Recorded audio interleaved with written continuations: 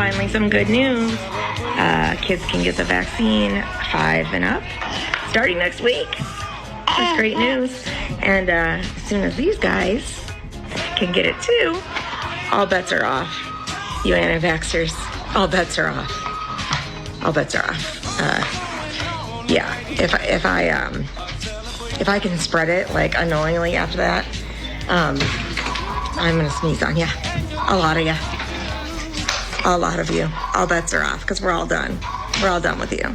So as soon as these guys can be safe, screw the rest of you. Screw the rest of you. Because we're done. We're done. I was a father of a 16-year-old son. A single parent. I raised my boy since he was a baby. He meant the world to me.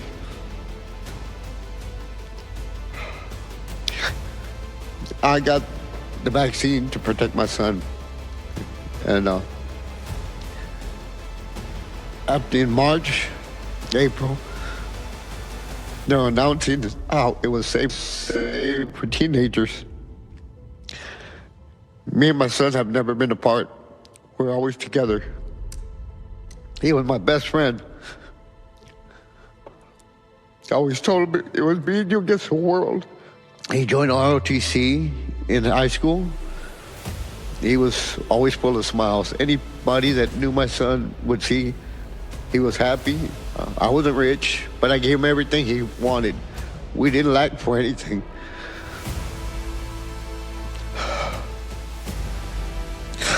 We used to go fishing, camping, do everything. We got the Pfizer vaccine because I thought it was to protect him. I thought it was the right thing to do. It was like playing Russian roulette. My government lied to me. My government lied to me. Lied to me. Lied to me. They said it was safe. Next week is his birthday.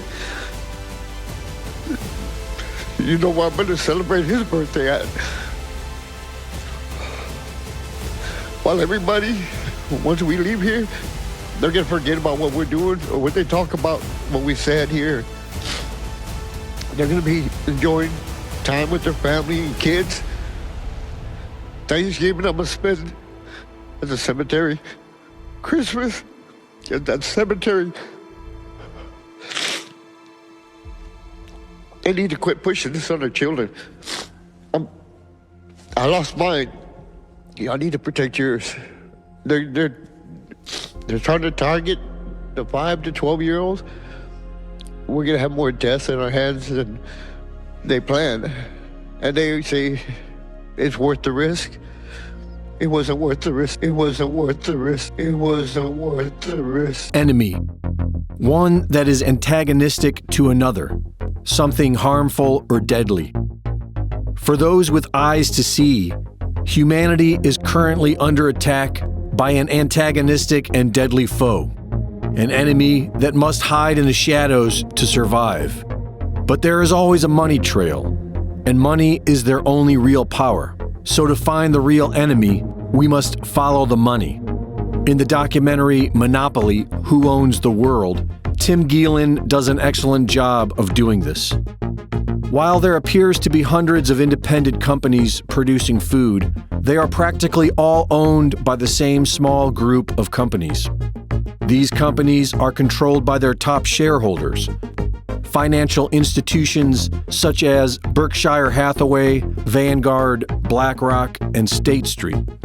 This is also who owns Silicon Valley, big tech, the airline industry, the steel industry, agriculture, the textile and clothing industry, both the oil and solar panel industry, tobacco, alcohol, pharmaceutical, electronics, and banking. Just about everything in today's modern world is owned and controlled by these same financial institutions, who are also invested in each other, forming a pyramid of financial power topped by BlackRock and Vanguard. BlackRock loans money to the Federal Reserve Bank, advises them, and developed their software system. BlackRock itself is owned by Vanguard, and Vanguard, sitting on top of the world pyramid, keeps its shareholders private. But we know that the majority of wealth has been accumulated by inheritance and monopoly, and the same few families have owned most of the world for generations. Families such as Rothschild, Rockefeller, DuPont, Morgan, and Bush. Operating through nonprofit foundations, these unelected families are able to rule over the world like kings. This is the way it has always been, whether it be via pharaoh, royalty, papal supremacy, dictator, or investment banker. Mankind has always been managed by the rich and powerful. Freedom is a dream yet to be fully realized in this world.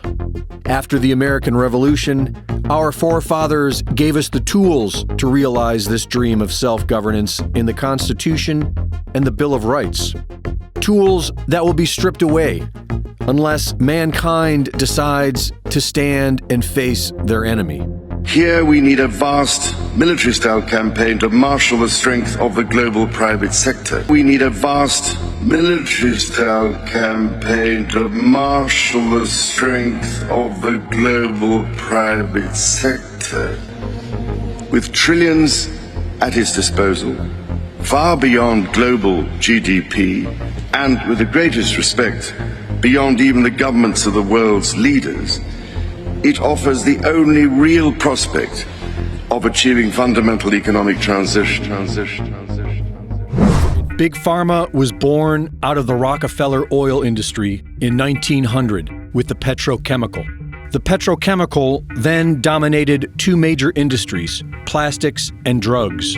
Companies began synthesizing patented versions of naturally sourced drugs. The natural sources were then made illegal.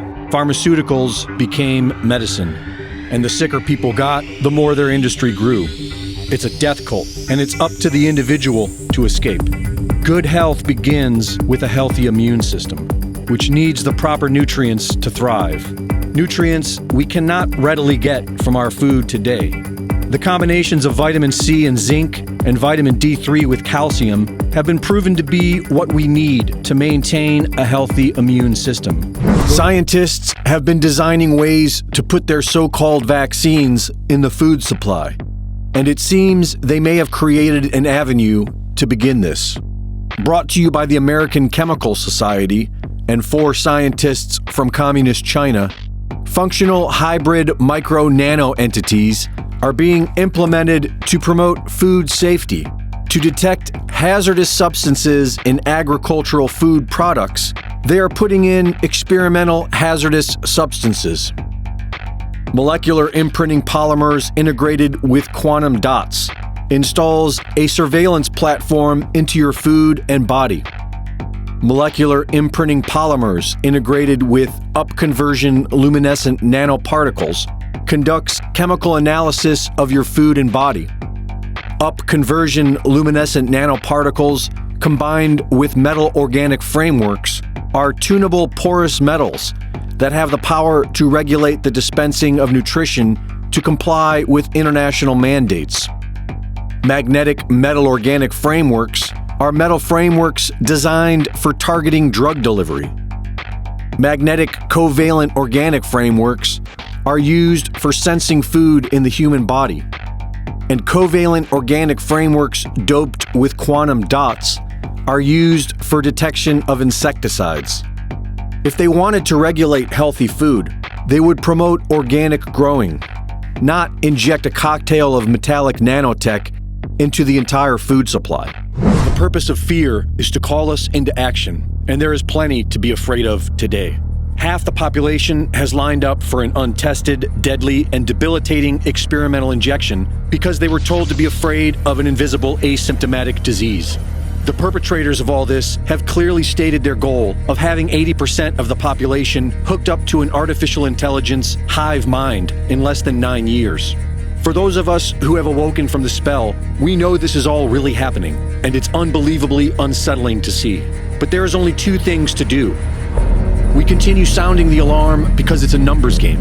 If enough people awaken from the cult spell, then we win. But even when we win, and we eventually will, The days of convenience are soon coming to an end. My name is Cody Flint. I'm from Cleveland, Mississippi. I'm 33 years old. I'm an agricultural pilot. Use my airplane to spray crops, take care of America's food supply. I got my first dose of the Pfizer COVID vaccine on February 1st. My wife and I got it together. Within about 30 minutes, I developed a severe headache. About an hour later, driving home, that headache started moving down the back of my neck and became a burning sensation, and I felt like I had been drinking. My wife asked, was my headache getting better? And I said, no, and I told her it was in the back of my neck and that I felt like I'd been drinking. She said, well, you're acting like you've been drinking. You're swerving all over the road. She had to drive. It was a day like this. The next day, obviously not good for flying an airplane, so I sat in the office all day, just taking ibuprofen for the headache. I thought it was normal. I thought it would go away. The next day, 2 full days after the vaccination, I got in my airplane, just like any other day, to go do my job, and immediately after taking off, I knew something was not right. I had severe tunnel vision. I just knew it was not good. I flew for about 2 hours and pulled my airplane up to turn around, and it was like a bomb went off in my head. I got dizzy, disoriented, nauseous, just shaking uncontrollably. It was February 3rd. It was freezing outside. I cut the air conditioner on, trying to bring myself to. It's an airplane with one seat. I'm the only one in there. I'm responsible for myself.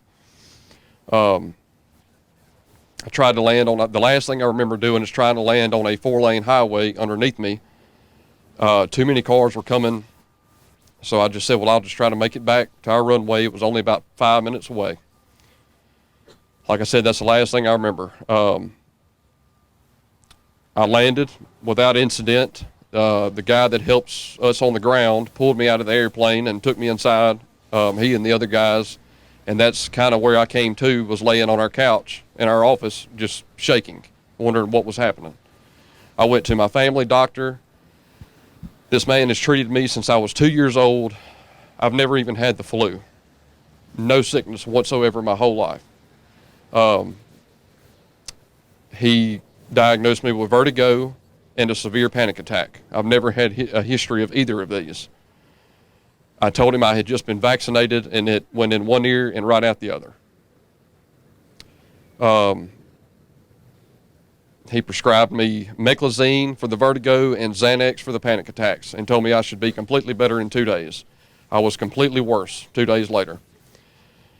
I found some specialists in Louisiana that specialize in inner ear troubles, especially in pilots and scuba divers. I went to them. They ran diagnostic testing on me, CT scan, MRI scans, lumbar punctures, all over the course of 2 days.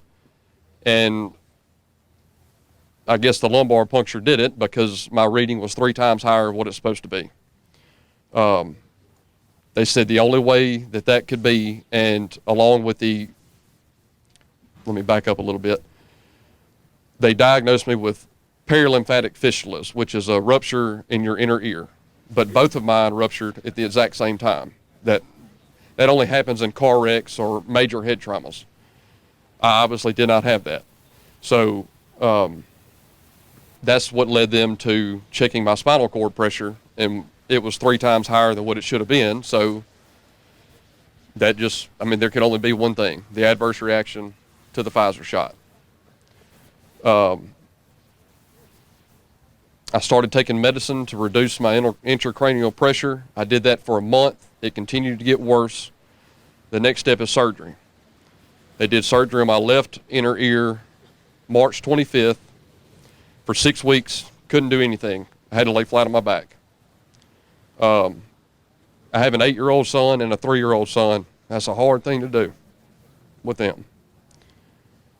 They didn't understand why that was happening. June 3rd, I had my second surgery on my right inner ear. start the 6 weeks over. The few baseball games I made it to, I had to watch from my truck. When I got this shot, I was in the prime of my life. I've been working at the same flying service for 14 years. I have over 10,000 total hours, equivalent to what an airline pilot would have at the age of 50, and I'm 33. I wake up in an airplane and I almost go to bed in it. I cannot do it anymore. I'm dizzy when I drive, when I walk. I've been told at any time I get upset or tired, exhausted, or hot from this point on, my brain is going to resort to the way it was before the injury. And it's just not going to line up. I'm going to get dizzy every time. Every single time I get uncomfortable. My career is over.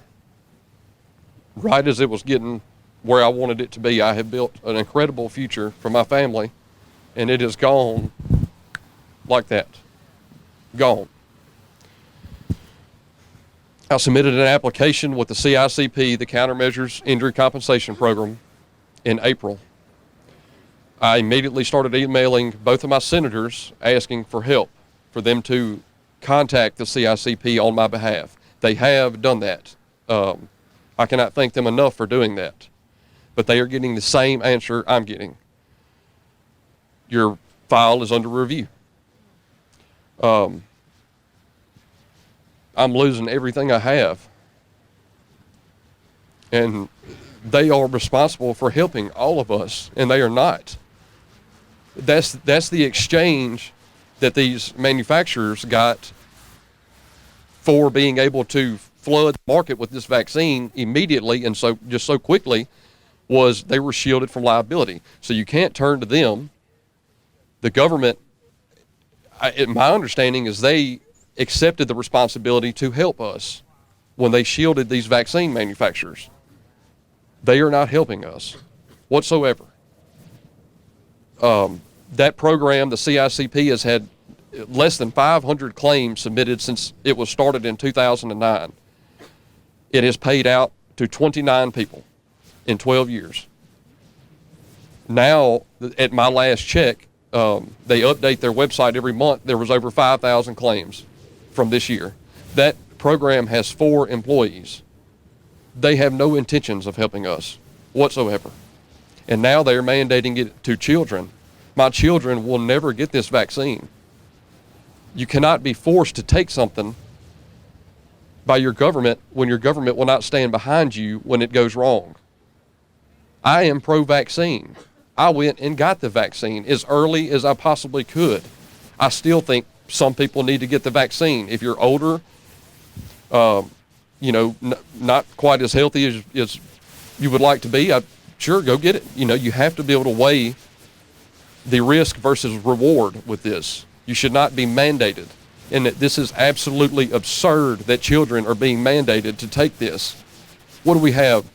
A year of long-term studies on this? 1 year? That's crazy. I just cannot imagine educated people are making these decisions. It's something deeper than that. There's no way that this is making sense logically to force this on children. I have met some incredible people here. For that, I am grateful. But I can assure you we would rather be doing other things than standing in the rain talking about what has happened to us and how we have been injured. It is time the government helps us, listens to us. I don't know what else to say, but just keep the children in mind, please. I mean, that's the most important thing at this point. Thank you.